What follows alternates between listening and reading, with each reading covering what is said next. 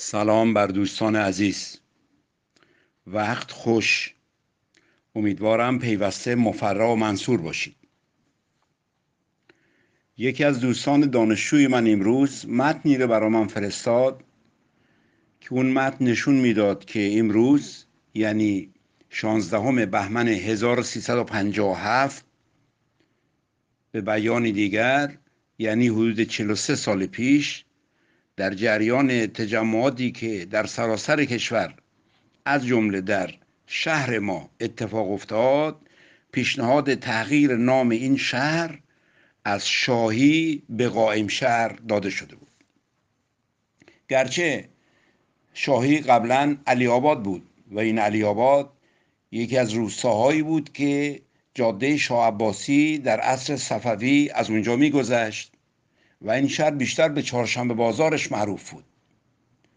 در سفرنامه دبیر بهرامی که برای رضا شاه پهلوی بنیانگذار سلسله پهلوی تنظیم شده بود آمده که رضا شاه وقتی که میخواست بیاد به علی آباد از تا شیرگاه اومد، میخواست از طریق شیرگاه بیاد علی آباد، راه وجود نداشت که بیاد، ناچار شد از علی آباد بره به طرف بابل، از بابل بره به بارفروش یا بابل، از اونجا بره به کیاکولا، از کیاکولا بیاد به کجا؟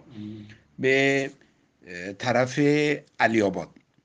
البته من در جایی ندیدم ولی بعضی از دوستان مطلع من روایت میکردن که رضا شاه وقتی که اومد در دور میدان شاهی که اون موقع علی آباد بود گفتش که همانطوری که منچستر برای انگلستان مهمه، من کاری خواهم کرد که این شهر برای ایران مهم باشه. و یادمون هست که این آدم وقتی کارخانه چیتسازی تهران رو داشت به اصطلاح برای بار دوم و سوم با حاج مخبر السلطنه هدایت نخست وزیرش گشایش میداد، گفت که حاجی آیا می شود در علی آباد ما یک همچین کارخانه‌ای درست بکنیم؟ و به همین دلیل در سال 1309 کارخانه معروف نساجی شماره 1 رو در اونجا زدن. الان زمین فوتبال شهر ما، آنجایی که مربوط به سپاه هست، آنجایی که مربوط به اداره اطلاعات هست، یا مدرسه نساجی که ما داشتیم، یا باشگاه شهنا، یا خونه کارمندان، اینا همه مربوط به همین شهرداری بزرگی که الان ساخته شده، فنی حرفه‌ای که روبروش هست، همه اینا متعلق به کارخونه بوده. این کارخونه خدمات زیادی انجام داده. رضا نیازمند که یکی از سرشناسترین مدیران توانای ایران بوده و در نوسازی ایران نقش بی‌بدیلی داشته، ایشون مدیر کارخانه نساجی شماره 1 بوده. ما در سال 1308 در همین شهر کارخانه برق داشتیم. ما در سال 1312 در خارخون یعنی همین شیرگاه ما کارخانه اشوای تراورس داشتیم. یعنی تمام به اصطلاح چوب هایی که ریل راهن رو اون قرار می گرفت در این کارخانه انجام می شد. تمام ایستگاه های راهنی که رضا شاه درست کرده بود، سنگ قسمت بیرون ایستگاهاش همه به وسیله سنگ هایی بود که از کوههای پلسفید تهیه شده بود. سال 1312 کارخانه قند درست شده بود، یعنی 350 تن چوگاندر در 24 ساعت. سال 1313 کارخانه گونه‌بافی ساخته شد. این کارخانه گونه‌بافی کارخانه بسیار بزرگی بود که همین مسجد گونه‌بافی که الان هست در زمان مهندس مقدادی به وسیله همین کارخانه ساخته شد. دبستان فردوسی، باشگاه ورزشی که من خودم میرفتم اونجا، کتابخونه که من خودم عضوش بودم و الان کارتش دارم، در اینجا بود سال 1313. کارخانه کنسرو سازی در سال 1319، کارخانه نساجی شماره 2 در سال 1341، کارخانه بسیار بزرگی که تعداد زیادی خونه ساخت. گرچه کارخانه شماره نساجی شماره 1 این کار کرده بود، برای کارگران ساخته بود، برای مهندسان ساخته بود، برای مهندسان آلمانی ساخته بود. کارخانه نساجی شماره 2 همین کار کرده بود، مدرسه درست کرده بود. 1423 واحد فقط ویلا برای کارگرانش درست کرده بود. بزرگترین نیاز کارگران این منطقه رو ایجاد کرده بود. یک سالنی داشت که همزمان میتونست 5000 نفر در اونجا غذا بخورن. سالن رنگرزی این کارخانه به اندازه زمین فوتبال بود. وقتی که در 3 شیفت کار میکردن، کارگرها از کارخانه بیرون میومدن، تا نیم ساعت جاده بند میومد. اینا از ویژگی های این شهر بود. مخصوصا این شهر طوری ساخته شده بود که از 3 طریق به تهران راه داشت. از راه شوسه فیروزکوه، از راه شوسه کندوان، از راه شوسه هراز. ساختن راهن که از سال 1306 شروع شده بود در مازندران، در سال 1312 استمرار پیدا کرد. 10,000 کارگر شبانه روز در اینجا کار میکردن.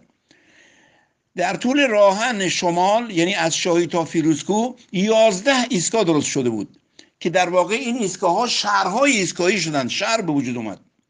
قطاری که در شاهی در ارتفاع 51 متری قرار داشت، در فاصله کمتر از 50 کیلومتر به ارتفاع 1590 متر میرسید. یعنی یک شاهکار بزرگ مهندسی که همون 3 خط طلا بود. کسانی که اومدن این شهر به راحتی بیان میکنن که یک شهری که گاله پوش بود، یک شهری که با گل درست شده بود، چجوری یک شهر مدرن شد. بزرگترین صنایع این شهر، سرپرستی بانک ملی در این شهر بود، سرپرستی شرکت نفت مازندران در این شهر بود، بنیاد پهلوی در این شهر بود و گروه‌های مختلف و طوایف مختلف در این شهر بودند. انسان‌های بزرگی در این شهر زندگی می‌کردند.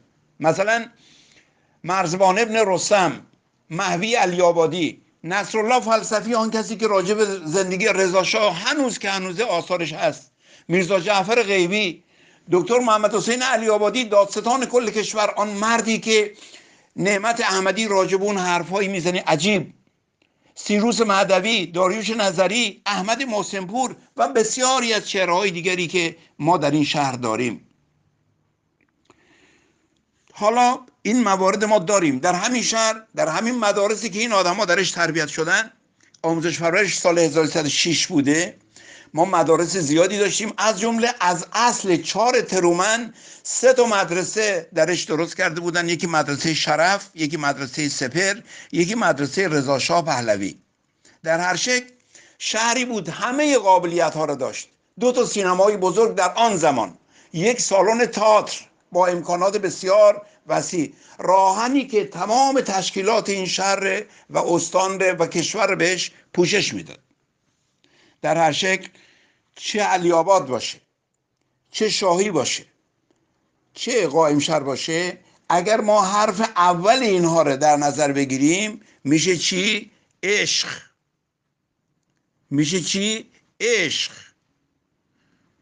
و امیدوار هستم که همه ما بتوانیم در این فضا به راحتی و خوبی زندگی بکنیم. و اگر حرف آخر اونها رو هم بگیریم، میشه دیر.